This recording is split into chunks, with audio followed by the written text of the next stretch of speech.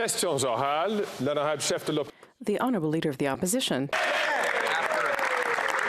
After 8 years, this Prime Minister is not worth the cost or the lack of competition. Yesterday, the Competition Bureau reported that now the lack of competition is worse than at any time in 20 years, leading to higher prices for consumers and higher profits for corporate oligarchs. Now the Liberal government is considering allowing Canada's biggest bank gobble up the 7th biggest bank to eliminate competition and force up mortgage rates on Canadians who already can't afford to pay their bills. Will the government side with consumers and home buyers instead of corporate oligarchs and big banks and block this merger? L'honorable secrétaire parlementaire. The Honourable Parliamentary Secretary. Mr. Speaker, as the Conservative leader recycles common sense cliches from decades ago, like an automaton from the Mike Harris era, our government has taken decisive action to help Canadians with the price of groceries by supporting more competition in the marketplace and by increasing housing supply by waiving GST on new rental construction.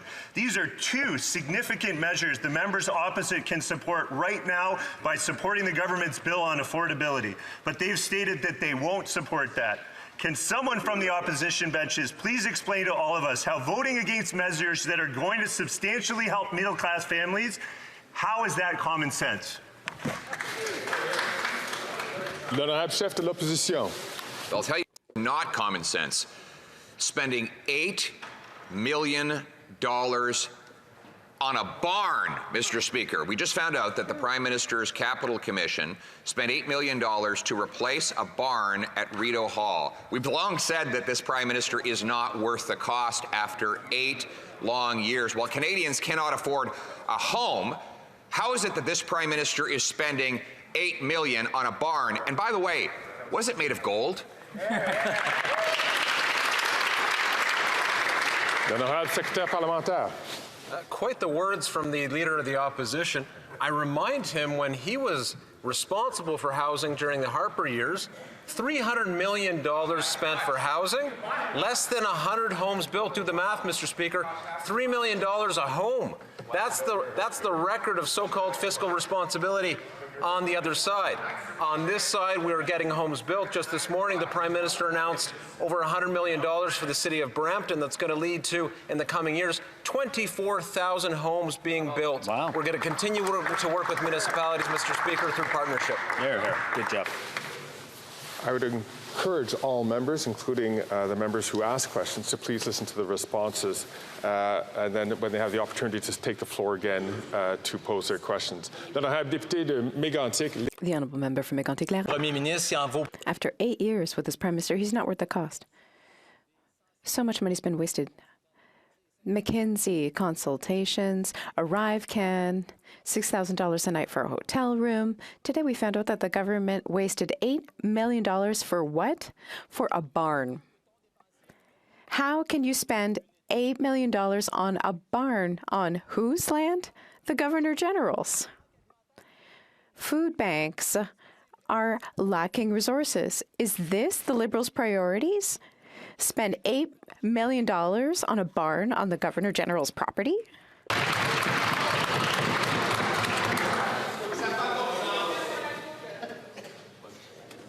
The Honourable Parliamentary Secretary.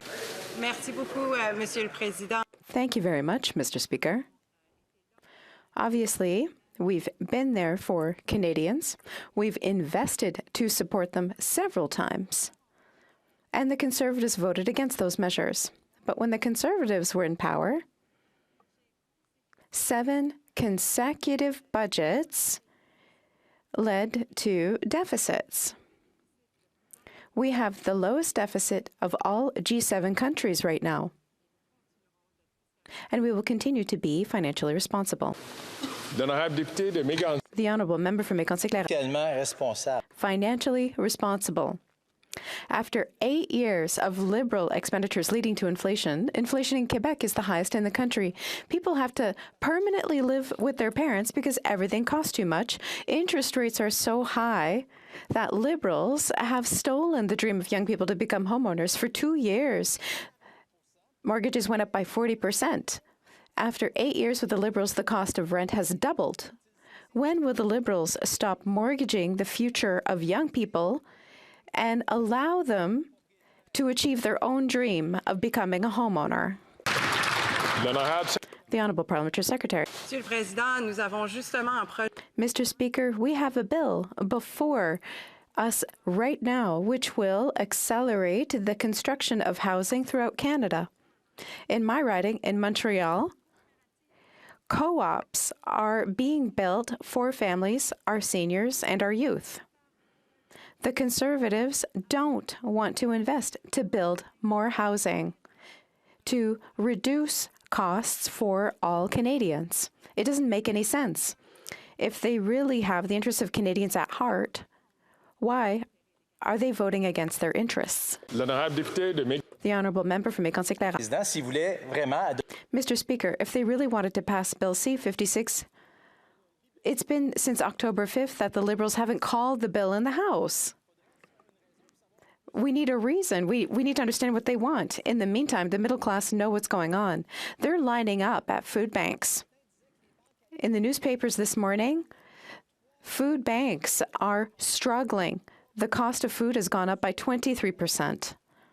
Mr. Speaker, the Liberals and the Bloc want to radically increase the carbon tax. It's expensive to vote for the Bloc and the Liberals. Will the Liberals finally decide to cut their costly tax? The Honourable Parliamentary Secretary. I recognize that the rising cost does hurt Canadians, and that's why we look across the way and we would like to see the Conservative Party stop playing the games. The destructive force that they are constantly playing inside the House, the holding up of legislation, whether it's dealing with providing rebates of one form or another, whether it's building the Atlantic Accord for Atlantic Canada, whether it's talking about green jobs into the future, we're trying to address the needs of Canadians, and the Conservative Party continues to play games inside the chamber. Shame on them. L'honorable député de Saint-Jean. The Honourable Member for Saint-Jean. Mr. Speaker, it looks like humanitarian aid will be able to get into Gaza today, but we already know that it will be insufficient. Only 20 trucks will be able to get through when really a minimum of 100 is needed every day, according to the UN. As we speak, tons of humanitarian aid are blocked on the tarmac of an Egyptian airport because they can't get through. Will the Prime Minister insist, or did the Prime Minister insist over the last 24 hours for this to be resolved? The Honourable Parliamentary Secretary.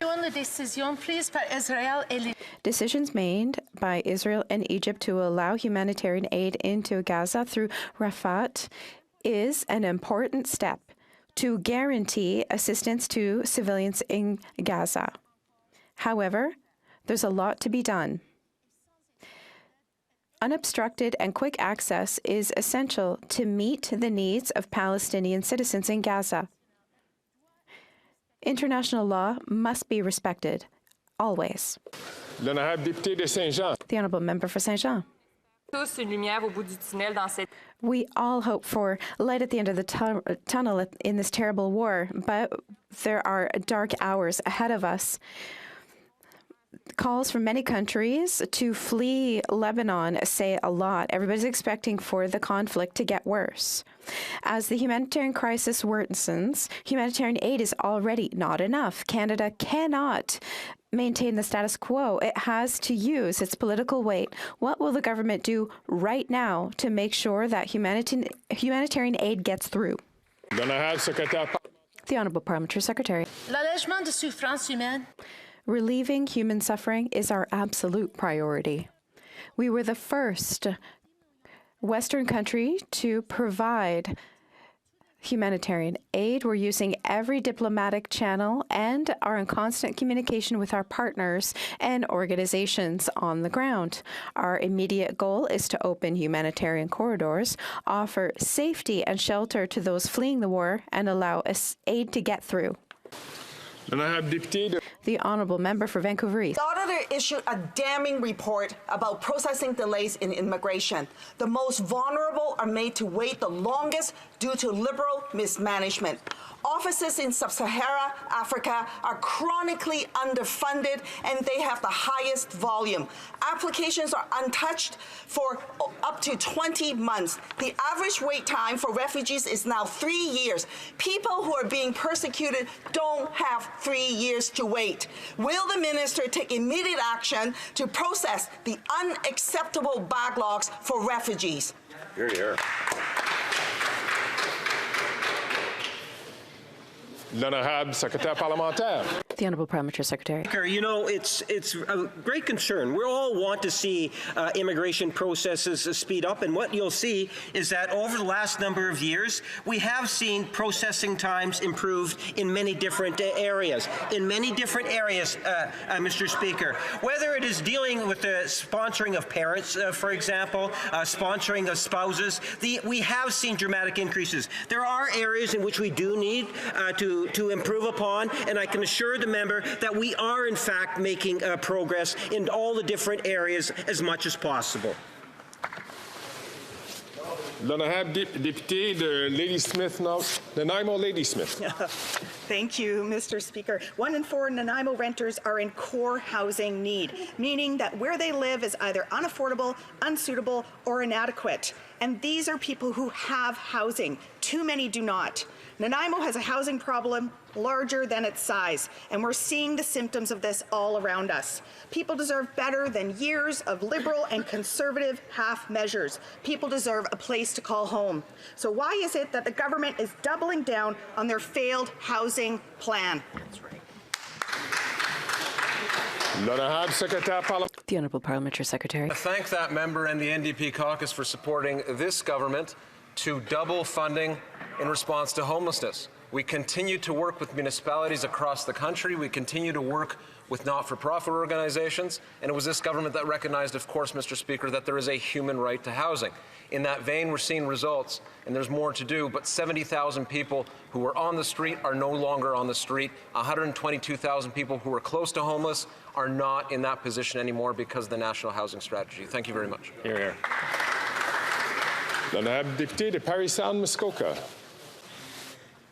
After 8 years of this NDP Liberal government, all Canadians now know that the Prime Minister is just simply not worth the cost. In 2021, a couple from Fergus, Ontario, swapped their 4-bedroom, 2,400 square foot home on 3/4 of an acre for a 6,300 square foot, 16th century French chateau on 37 acres near the Bordeaux wine region in the south of France.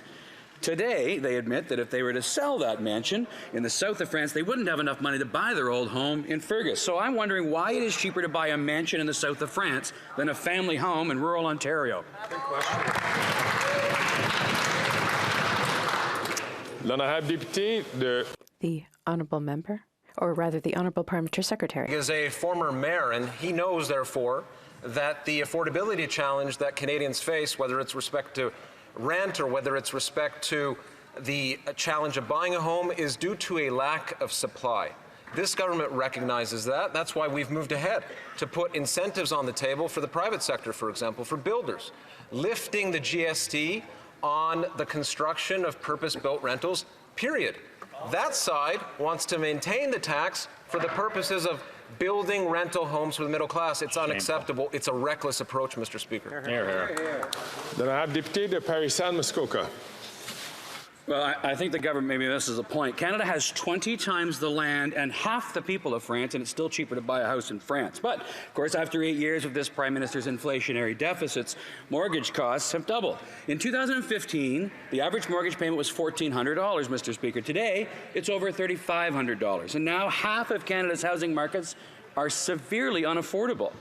When will the NDP Liberal coalition finally end their inflationary deficits so Canadians can afford to keep their homes, Mr. Speaker? L'honorable secrétaire parlementaire. Mr. Speaker, as I've said, and I emphasize, that the challenge on affordability with respect to housing, writ large, has to do with the lack of supply. When demand is high and supply is limited, you're always going to have an expensive situation. And we see that with respect to housing. What this government is doing is working with municipalities to see more homes built. This morning, as I said, we saw the city of Brampton move ahead, working with this government in exchange, rather, for a $114 million investment. They're going to get more homes built, Mr. Speaker. They're dealing with missing middle housing. They're dealing with exclusionary zoning. I thank the city of Brampton. L'honorable député de Kenora. Mr. Speaker, a recent survey has found nearly 70% of millennials and those younger have put off the purchase of a home because of rising prices and rising interest rates. After 8 years of this NDP Liberal government, that is their legacy. Inflationary deficits that are driving up the cost of living and making housing out of reach for many young people across the country. It's clear this Prime Minister is not worth the cost, so why doesn't he finally listen to our common sense approach to stop his inflationary spending so that Canadians can afford a home again?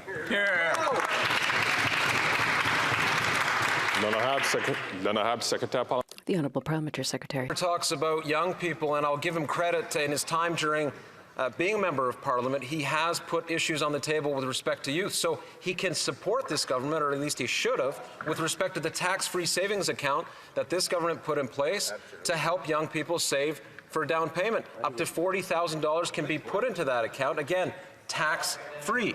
Add to that, of course, the fact that we continue to build more. We continue to put in place, rather, policies that will see more homes built. We're doing that in partnership with municipalities. They're against all of that, Mr. Speaker. They've put half measures on the table. That's not good enough. Shame. L'honorable député de Kenora. Mr. Speaker, Canadians don't have the funds to put into a savings account because of the cost of living crisis this government has created. He mentions building homes. Mr. Speaker, we have not enough home building in this country to keep up with demand. After 8 years of this government, housing prices have skyrocketed. They've actually doubled. Mortgage rates are up, and the young students and young professionals have given up completely on their dream of home ownership. So I ask again, when will they finally stop their inflationary spending so that young people can afford a home? L'honorable secrétaire parlementaire.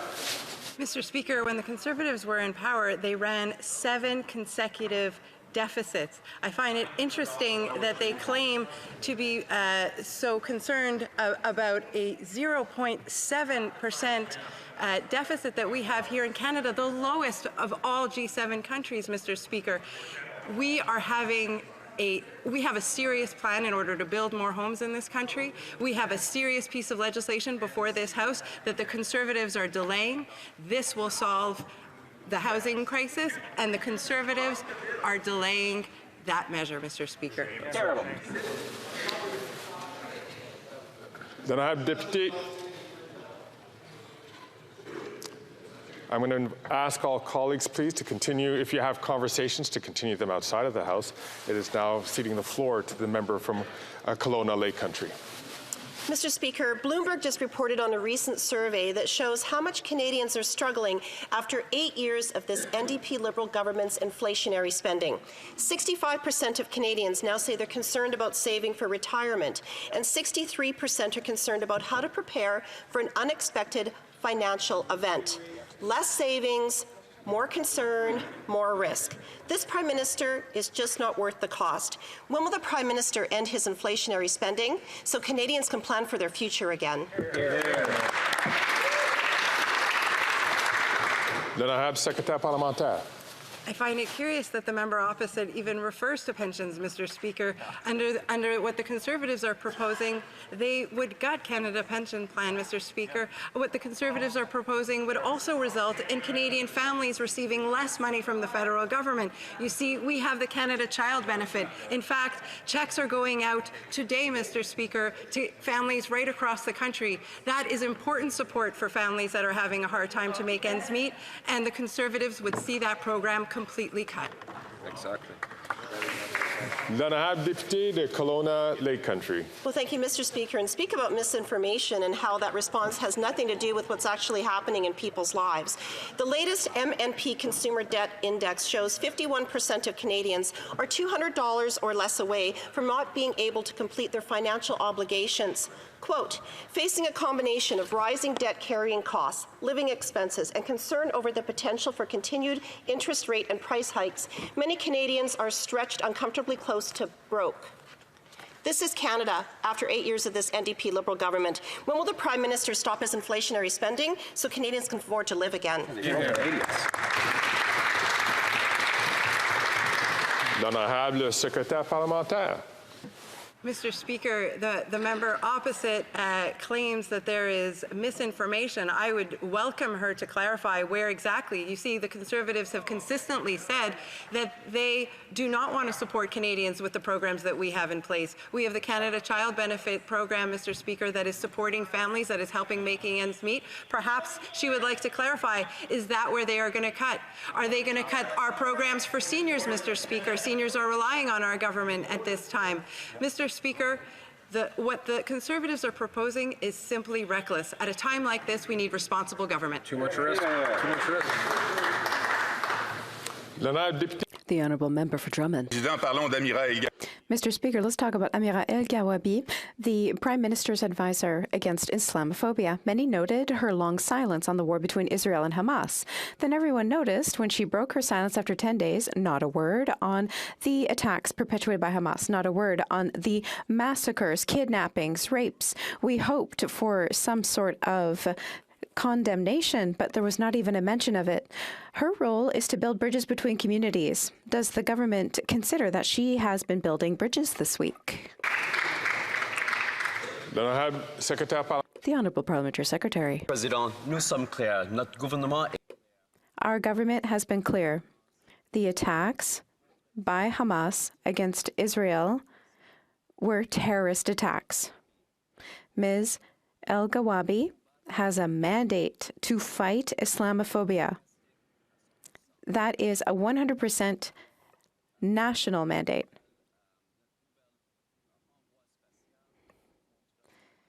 We are working with our new special envoy against anti-Semitism to fight discrimination towards Muslims here and is supporting other communities as well. The Honourable Member for Drummond. Des députés musulmans et juifs du gouvernement se sont réunis malgré leurs désaccords pour réitérer conjointement l'importance que tous les citoyens se sentent en sécurité au Canada, peu importe leur religion. Ça, c'est faire œuvre utile, Monsieur le Président, et je salue. Je regrette d'interrompre. Oh, I regret to interrupt the Honourable Member, but apparently we had a translation problem. Is everything resolved now? We will ask the member for Drummond to restart from the top, please. Merci, Monsieur le Président. Thank you, Mr. Speaker. Yesterday, Muslim and Jewish MPs met in spite of their disagreements to reiterate how important it is for all citizens to feel safe in Canada regardless of their religion. And that's useful. Ms. El-Gawabi is unable to recognize even the existence of the attacks by Hamas and the anger, fear, and suffering that they caused, including among her own citizens. Does the government think that she missed an opportunity to be useful? Ministre. The Honourable Minister. Mr. Speaker, like my honourable colleague, I share the feeling that it is important to protect all Canadians. Everybody is feeling worried about their safety, the safety of their communities, the places where they get together for fully justifiable reasons.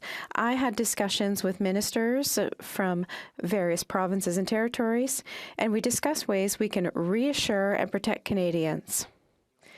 We're making use of our intelligence services as well, and we're going to mobilize everything. The Honourable Member for Edmonton, Wetaskiwin. Sorry for mispronouncing the title. Who grew up in the 70s and 80s remember a disastrous Trudeau economic legacy that most definitely was not worth the cost. 14 deficits in 15 years leading to an inflation crisis, an energy crisis, and a housing crisis. The long-term impact of interest payments on that Trudeau debt forced another Liberal government a decade later to cut a devastating 32% from transfers for healthcare, education, and social services. This Liberal NDP government is going down the exact same road. How much will they spend on interest on their record debt this year?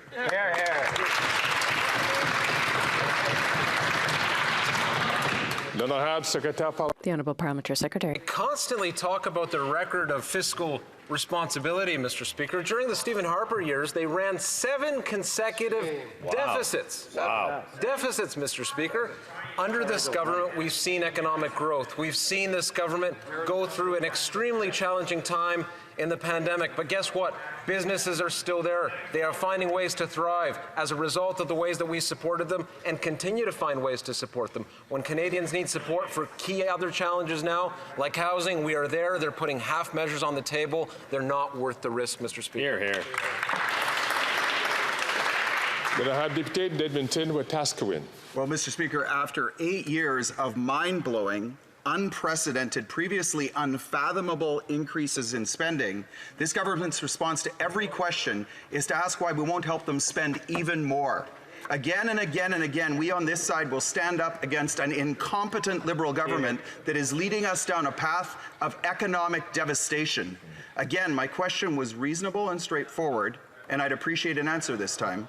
What will this Liberal NDP government spend on interest on its record debt this year? The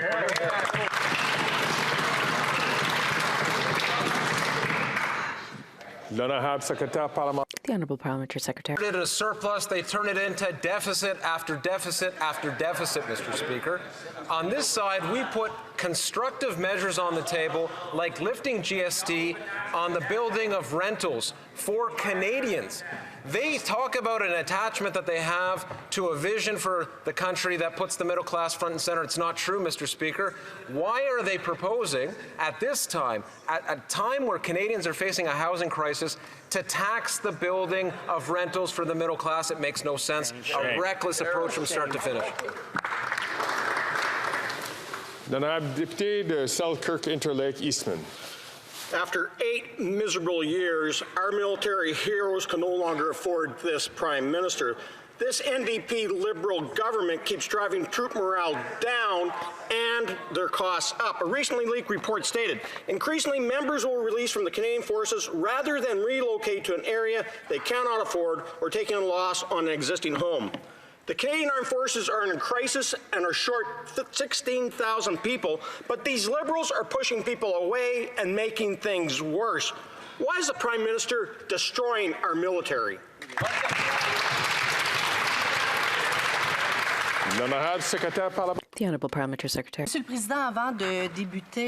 Mr. Speaker, before I start, I just want to recognize that today we remember Adresa Patrice Vincent, who lost his life in 2014. Of the honourable member, I would like to say that, when you think about the housing situation, just last year in our fiscal update, we put $55 million towards the support in residential housing for our CAF member. Also, I would like to acknowledge the support that we're putting on our member when they relocate of the reimbursement, legal and real estate fee. Mr. Speaker, we will always be there for our military. Député de Selkirk-Interlake Eastman. Well, Mr. Speaker, the Prime Minister is actually repeating Liberal history known as the Decade of Darkness. Soldiers and their families back then were forced to use food banks. There were slashes to training programs. They operated on old equipment and were sent to Afghanistan without proper boots or uniforms. And now this month the headlines read, soldiers asking for donations to help with housing and food costs. Canadian Forces personnel leaving the ranks over lack of affordable housing. Canada looking to cut $1 billion from the national defence budget. Our troops are out there fighting for our freedoms. Why is this Prime Minister attacking their economic freedom? Before I continue, I'd like to encourage members, especially those who are at the far end of the House, to please not have conversations as it can cause disruption in the House. The Honourable Parliamentary Secretary. Thank you very much, Mr. Speaker. And again, I want to say thanks to the member for his questions because it actually allows me just to validate some of the measures and the supports that we have put in place for our military. As I mentioned earlier, the reimbursing, the legal and the real estate fees, the covering of some expense for dual residency for up to 6 months if a CAM member cannot sell their residence. We will continue also supporting our Canadian Armed Forces posted across the country and their family. For example, the post-living differential allowance is intended to help reduce financial burdens for CAF personnel and their family. Mr. Speaker, we will not take any lessons from this side of the House. The Honourable Member from Edmonton Strathcona. Mr. Speaker, Canada has supported international justice efforts in response to the wars in Ukraine and Syria, but has refused to support international court investigations in Israel and Palestine. The parties in this conflict and the victims of this conflict need to know that violations of international law will be prosecuted. This includes terror attacks and collective punishment. International law applies to everyone. There are no exceptions. Why won't Canada support independent court investigations into violations of international law by all parties to the war in Israel and Palestine? L'honorable secrétaire parlementaire. Right now, the alleviating of human suffering is our #1 priority. We continue and we will continue to push that all parties respect humanitarian and international law. This means access for civilians. This means accountability for those who do not follow international law. And this means that we are using every diplomatic channel that we have to alleviate the suffering and to ensure that aid gets to the Palestinian civilians and that international law is complied with. Thank you. L'honorable député de London Fanshawe. The war between Hamas and Israel keeps taking the lives of so many innocent Israelis and Palestinians. The humanitarian crisis in Gaza is getting worse by the minute. People in Gaza have very little access to water, food, or electricity. They're forced to flee their homes or be bombed, and half of them are children. Palestinians and Israelis deserve to live in peace, and that's why the NDP has been calling for an immediate ceasefire and the release of the hostages. Why won't this government do everything in their power to save lives by calling for a ceasefire? L'honorable secrétaire parlementaire. Mr. Speaker, Canada will continue to support Palestinian civilians in Gaza facing urgent humanitarian needs. Our initial commitment of $10 million in humanitarian assistance to trusted partners in Gaza will provide food, water, emergency medical assistance, and protection services. We were the first Western country to do so, and others have now started following suit. We will continue to be there. Thank you, Mr. Speaker. L'honorable député de Cloverdale, Langley City. Thank you, Mr. Speaker. Mr. Speaker, national parks protect Canada's iconic terrestrial and aquatic environments while providing opportunities for public understanding, education, and enjoyment for these protected areas. Having worked for Parks Canada for more than 30 years prior to politics, I can appreciate the importance of protecting and preserving the beautiful landscapes that represent the very best of Canada. Can the Parliamentary Secretary share with this House the progress that our government is making to protect and conserve these national wonders for future generations? Thank you. L'honorable secrétaire parlementaire. Thank you, Mr. Speaker. I'd like to thank the honourable member for his advocacy and for Parks Canada all these years. Absolutely. Yesterday, our government introduced Bill S14, Protecting Canada's Natural Wonders Act. This bill ensures that along with its partners, Parks Canada has the authorities and tools to protect these lands for current and future generations. This represents an increase of more than 12 million hectares protected under legislation, a landmass slightly smaller than the combined area of New Brunswick and Nova Scotia. I hope that all parliamentarians can work together to ensure the passage of this important piece of legislation. Thank you, Mr. Speaker. L'honorable député de Yellowhead. Mr. Speaker, after 8 long years under the Prime Minister, Canadians expect more than just empty promises on housing. Construction is down and costs are climbing up and way up. And this NDP Liberal coalition's inflationary spending feels like a cruel joke to those trying to afford affordable home. This Prime Minister is just not worth the cost. Mr. Speaker, isn't it time for some common sense conservative solutions to ensure every Canadian has a roof over their head? L'honorable secrétaire parlementaire. Mr. Speaker, as you well know, there is a bill on this table, on this floor rather, that the Conservatives can get behind.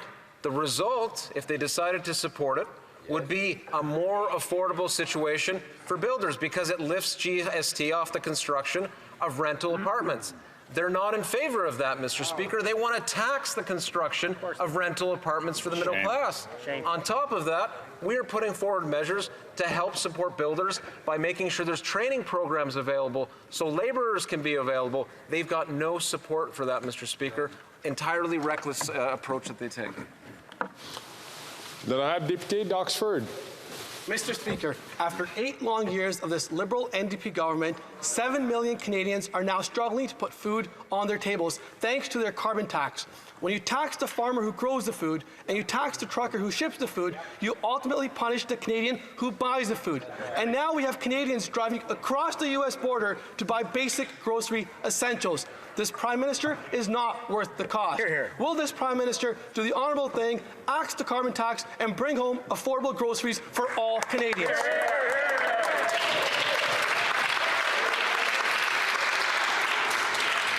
L'honorable secrétaire parlementaire.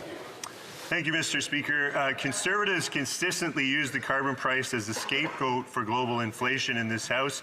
I think they're having trouble grasping the concept of magnitude. Mr. Speaker, the Bank of Canada governor recently said carbon pricing contributed 0.15% to inflation. That's equivalent to 15 cents on a $100 grocery bill.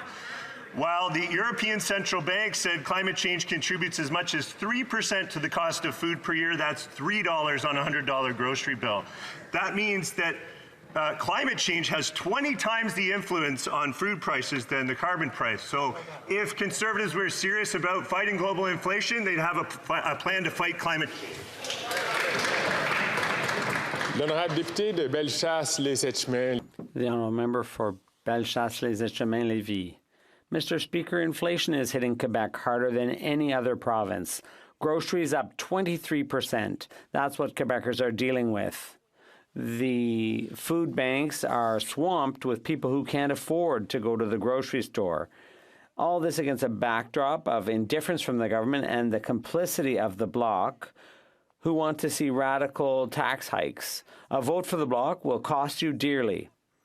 Will the Prime Minister show some empathy, do the right thing, and cancel his costly carbon tax? The Honourable Minister.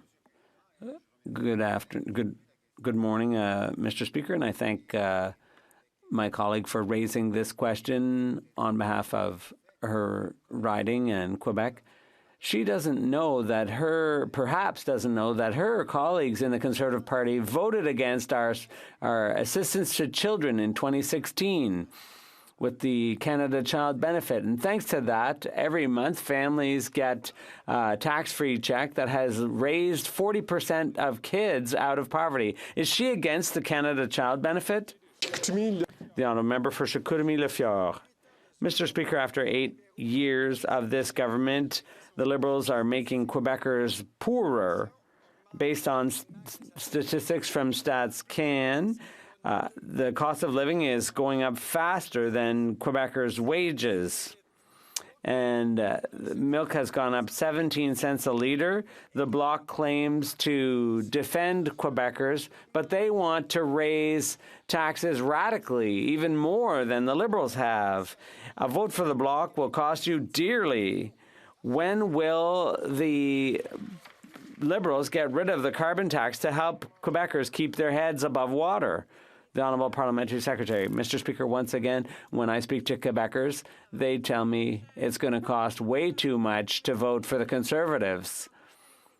The Conservatives will bring in austerity. They will cut in support to seniors and families with kids.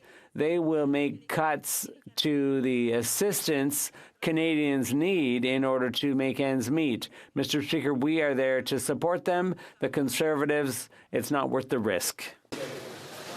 The honourable member for Saint-Hyacinthe-Bagotte.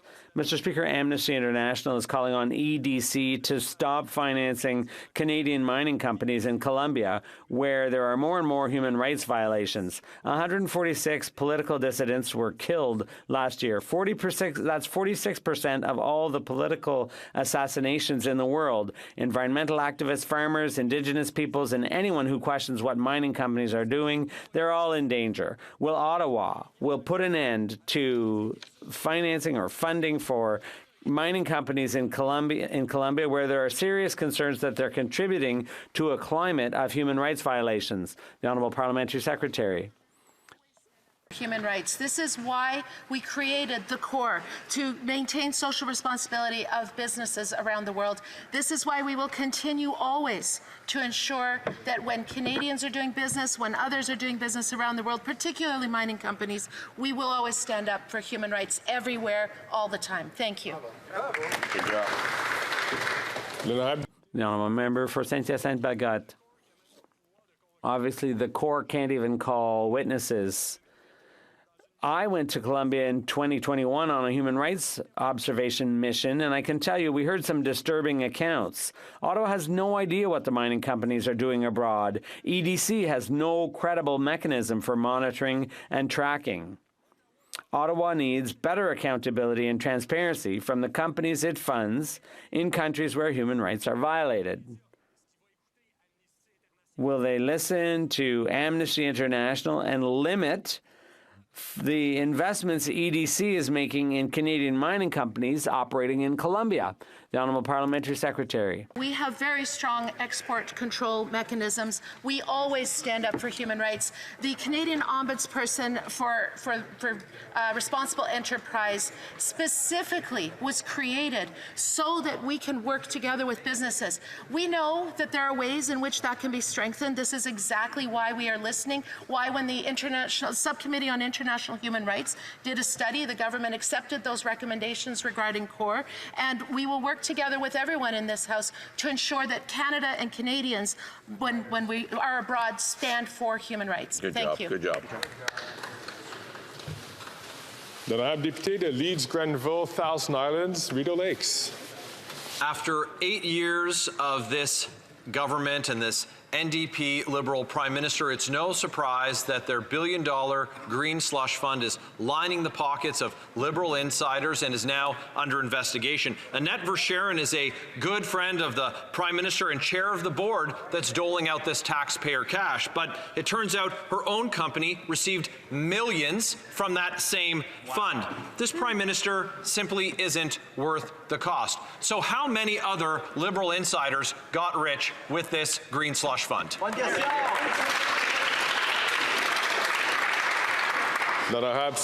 Mr. Speaker, I know the Canadians are wising up to the fact that the Conservatives are just not worth the risk. But let me answer the member's question by saying, when the minister became aware of the alleged or the allegations of mismanagement at SDTC, he immediately acted and commissioned a review.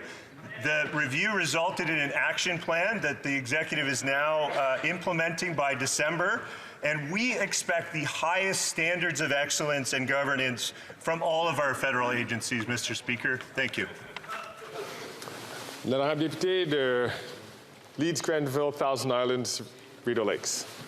This is the same scandal that has whistleblowers pleading for legal and career protection after exposing this latest scandal in this billion-dollar boondoggle. We know everyone from the board chair to the CEO are in a conflict of interest. They all protect each other and they all make money, and it's all on the backs of Canadians. This Prime Minister simply isn't worth the cost. So will the Prime Minister guarantee these whistleblowers the same protection afforded to whistleblowers in Canada's public service? L'honorable Secrétaire parlementaire.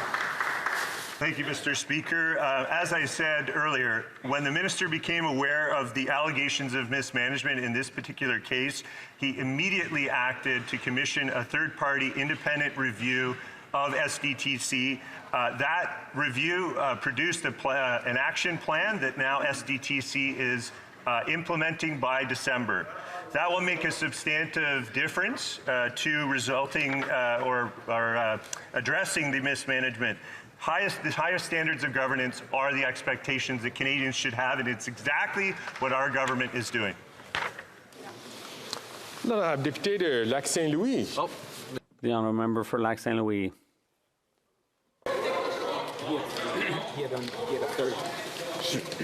Je m'excuse.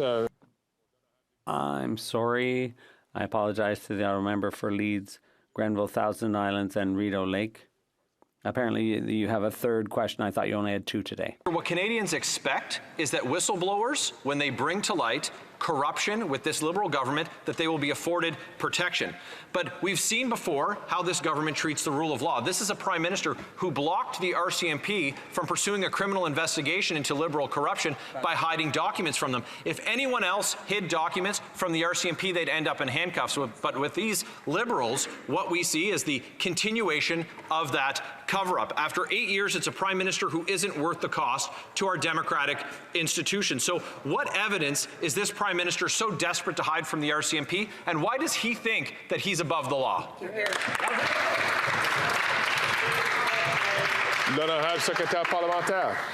It's no surprise that what the member falsely claims here is something that we take issue with. Earlier this year, when the minister became aware of the allegations of mismanagement, he acted immediately and decided to conduct a fact-finding exercise through an impartial third-party review. That third party produced a report, and that report has now resulted in an action plan that's being implemented. That's going to make a substantial difference in addressing the issues that have been identified. Let's make one thing clear. We expect the highest standards of governance from all federal agencies, and that's exactly what we're standing up for. The honourable member for Lac Saint Louis. Mr. Speaker, the well-being of veterans and their families will always be a priority for our government. But we also know that Canadians across the country want to help our veterans too. Whether it's through organizations that provide housing, mental health services, or assistance with the adjustment to civilian life, Canadians and other veterans themselves are mobilizing to support our heroes. Can the Minister of Veteran Affairs tell the House how our government is helping those who support our veterans? The Honourable Minister. Thank you, Mr. Speaker, and I'd like to thank my honourable colleague for his question. He's absolutely right. Canadians and other veterans are mobilizing to help those who have served our country. Since we launched the Veterans and Family Wellbeing Fund, we've been able to invest in innovative projects like the Veteran Homelessness Project in Fredericton and the Legion Veterans Village in Surrey. Whether supporting women veterans, families, mental health, or employment and rehabilitation initiatives, this fund helps veterans from coast to coast. Thank you, Mr. Speaker. Calgary Centre. Mr. Speaker, the Supreme Court has affirmed every argument regarding the overreach of this government's disastrous Impact Assessment Act. Its effects have been over $100 billion of projects cancelled. No major projects have proceeded. 42 projects are in limbo. First Nations can't get roads built to their communities. This bull-headed ideology has broken Canada's regulatory system. After 8 years, will this NDP Liberal government finally take a lesson, abide by the Constitution, and stay in their lane? Mr. Speaker, after a decade of the Harper government, they gutted environmental regulation and still got nothing built. Our government is continuing to review the ruling, and we'll have more information to share soon about aligning existing legislation with the Supreme Court's ruling. We have previously said the current system will remain in place. We will have more to share soon, including any changes or guidance on the project. Fortunately, Mr. Speaker, the Conservatives have zero credibility on the environment. They're just not worth the risk.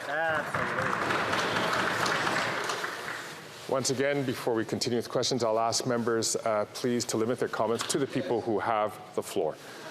Honourable member from Calgary Centre. Well, I advise the member across the way that the last project was built in 2016 was under the previous government's environmental assessment regime, LNG Canada.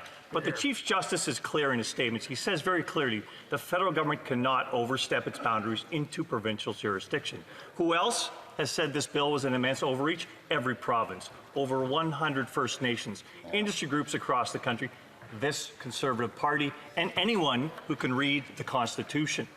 Will this NDP Liberal government finally accept this decision, respect provinces, and stay in their lane? L'honorable secrétaire parlementaire. Mr. Speaker, as stated earlier, when the Conservatives were in office, they gutted the environmental protection, eroded public trust, discouraged investment, and made it harder, not easier, to build projects. This was why we delivered better rules for environmental assessments to help move projects forward. While we are making amendments to the Act, the Supreme Court was clear. This Parliament can enact legislation to protect the environment. The Conservative Party's plan to eliminate the environmental protections and disregard Indigenous rights is reckless, unacceptable. That leader of the opposition is not worth the risk. L'honorable député de Regina-Wascana. Mr. Speaker, this week the Netherlands agreed to buy liquefied natural gas from the Middle Eastern dictatorship of Qatar for the next 27 years. Last week, France agreed to buy LNG from Qatar for the same amount of time. This is in addition to similar LNG deals that Germany recently signed with Middle Eastern dictatorships. Mr. Speaker, after 8 years, does this Liberal NDP government still believe there is no business case for Canadian LNG exports?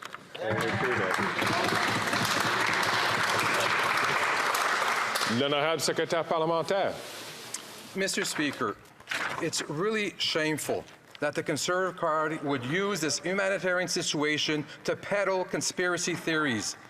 We need to work with our allies and delivering clean energy that they're asking for, whatever it's hydrogen or reactors. If the member of the opposition actually cares about supporting Canadian energy and allies, they would not have voted against Bill C-49, which has created good jobs, improved global security, and helped our allies. Absolutely. L'honorable député de Fleetwood-Port Kells. Mr. Speaker, we know that some Canadians are really struggling with the cost of living, and I recognize the outstanding support of our Muslim Food Bank, the Surrey Food Bank, the Gurdwara Duke Nirvan Sahib and Fleetwood-Port Kells, all stepping up to provide relief in Surrey and the south of Fraser. Their efforts complement steps our government's also taken to help with the community and help them cope. To those looking to us for help through these tough times, can the Minister of Families, Children and Social Development tell us what Canadians should expect next? L'honorable ministre. Thank you, Mr. Speaker, and thank you to the member. I have great news. Today, 3.5 million Canadians and over 6 million children will receive the Canada Child Benefit. I know raising children is expensive, especially now when the cost of necessities is high. Since 2016, this benefit has lifted hundreds of thousands of children out of poverty. This is just one more way that our government is supporting Canadian families. L'honorable député de Courtenay-Alberni. Mr. Speaker, for 2 years, the Liberal government has let a shipbreaking company in Union Bay break rules in sensitive fish habitats. This could put this important ecosystem and 50% of the BC shellfish industry at risk, threatening up to 500 jobs in the local economy. Local First Nations governments and residents are asking the Liberals to stop extending the permit for the Miller Freeman to be allowed to sit above the high tide zone. Will the government stop allowing this dangerous activity and further develop shipbreaking regulations to protect coastal communities? Yes. L'honorable secrétaire parlementaire. Mr. Speaker, the Canadian Coast Guard is aware of an incident involving abandoned vessels in Union Bay, British Columbia. The Coast Guard is working with the government of BC, and it's ready to assist with the situation as required. Furthermore, Mr. Speaker, the Canadian Coast Guard has reminded the parties involved of their obligations under the Canada Shipping Act. We will continue to monitor the situation, Mr. Speaker, and we'll be ready to assist local officials if required. Hear, hear.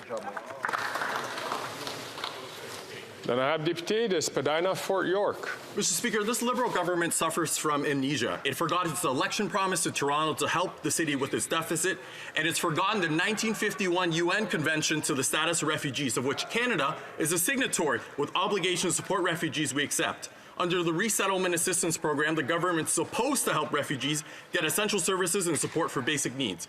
Mr. Speaker, given last summer's debacle as refugees and asylum seekers slept on the streets, can the minister confirm the government will provide Toronto financial support to avoid a repeat, or does the government want to see refugees sleep in the snow? Honorable secrétaire parlementaire. Thank you, Mr. Speaker. As the number of refugees worldwide grows, Canada continues to protect the world's most vulnerable and be a leader in refugee resettlement. In 2020, Canada resettled 1/3 of all refugees around the world. In addition, between January and July of 2023, Canada has resettled 27,400 refugees, over half of our 2023 target of 51,300. Thank you, Mr. Speaker. This brings to the end of oral questions. I recognize the member from Calgary Shepherd on a point of order. Thank you, Mr. Speaker.